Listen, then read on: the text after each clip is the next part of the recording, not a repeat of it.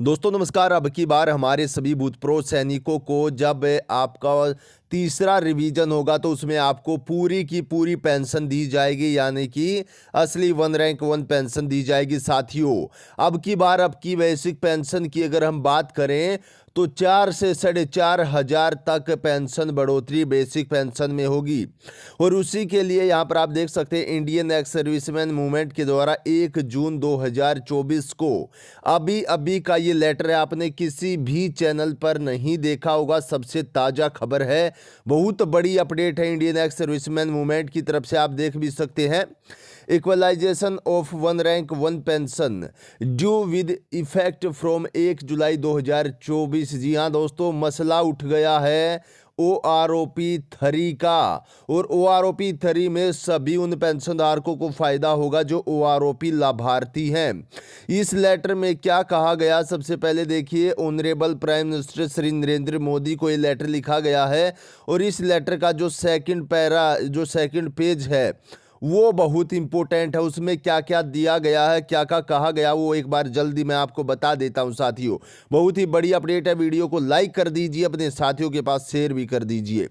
आप देख सकते हैं यहाँ पर लिखा गया, next equalization of pension under one rank one pension scheme is due with effect from 1 July 2024 as per government of India minimum of defence DESW letter number. और यहाँ पर लेटर का रेफरेंस दिया गया, यानी कि सीधे तौर पर आपको जो अब अगला इक्वलाइजेशन होगा, पेंशन रिवीजन होगी, OROP होगा 1 जुलाई 2024 से जो कि लागू हो जाएगा, उसको लेकर कहा गया कि आपको उस पेंशन को पूर्ण हिसाब से पेंशनधारकों के खाते में डालना होगा। अब की बार सरकार इधर उधर आनाकानी नहीं कर सकती है। उसके बाद देखिए, honourable Supreme Court order date 20 मार्च 2023। यहाँ पर सुप्रीम कोर्ट के आदेश का भी हवाला दिया गया है जो कि 20 मार्च 2023। During the course of hearing it has been clarified specially by the learned attorney general of India on instruction that the deferral of payment in terms of the present order shall not have any bearing on the commutation of due for the purpose of the next equalization when it is fall due। यानी कि सीधे तौर पर यहाँ पर कह दिया गया है सभी बातों को, सभी मुद्दों को उठाते हुए कि सुप्रीम कोर्ट के आदेश के अनुसार, जो अटॉर्नी जनरल को आदेश दिए गए थे उसके अनुसार जो पेमेंट है टर्म ऑफ कंडीशन के अकॉर्डिंग हमें असली पेंशन, असली वन रैंक वन पेंशन दी जानी चाहिए।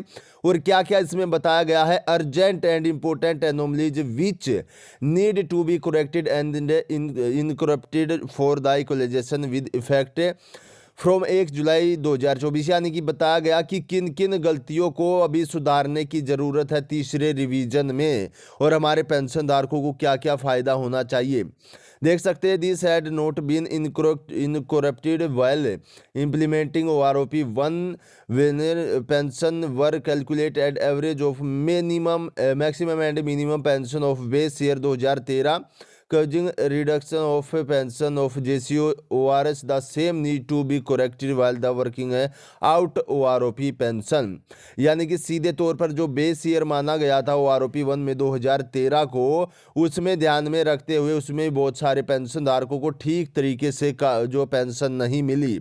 और उसके बाद अब जो OROP 1 और जो OROP 2 है वो सिमिलरली थी, यानी कि उसमें पेंशनधारकों को कोई खास फ़ायदा नहीं हुआ, लेकिन जो OROP 3 है उसमें उनको फ़ायदा होना चाहिए और हर रैंक को उनका फ़ायदा मिलना चाहिए, उनकी पेंशन बढ़ोतरी होनी चाहिए। इस चीज़ को लेकर ये लेटर जारी किया गया और आप यहाँ पर देख भी सकते हैं सभी डिपार्टमेंट को ये लेटर भेज दिया गया। साथियों, OROP 3 रिवीजन लागू होने से पहले मोदी सरकार को चेता दिया गया है कि हमें असली वन रैंक वन पेंशन चाहिए है। और इसके ऊपर आपकी क्या प्रतिक्रिया, क्या बिल्कुल सही समय पर मांग उठाई गई है, कमेंट बॉक्स में हमें बता सकते हैं।